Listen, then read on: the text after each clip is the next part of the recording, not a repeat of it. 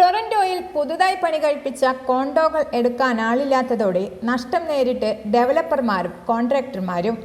വിൽപ്പന 3 പതിറ്റാണ്ടിനിടയിലെ ഏറ്റവും താഴ്ന്ന നിലയിലേക്കെത്തി. ഇതോടെ ഡെവലപ്പർമാർ നിർമ്മാണ പദ്ധതികൾ റദ്ദാക്കി.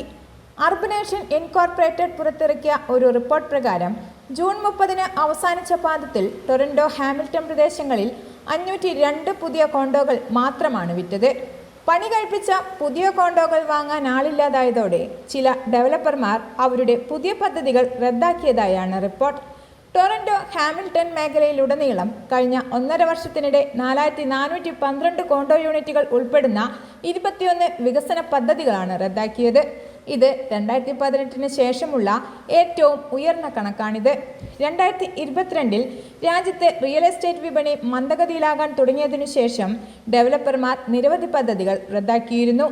നിർമ്മാണത്തിന് മുൻപുള്ള കോണ്ടോ വിൽപ്പനയിൽ നിക്ഷേപകർക്ക് ഇപ്പോൾ താൽപ്പര്യമില്ലാത്തതാണ് ഡെവലപ്പർമാർക്കും കോൺട്രാക്ടർമാർക്കും വൻ തിരിച്ചടിയായത്.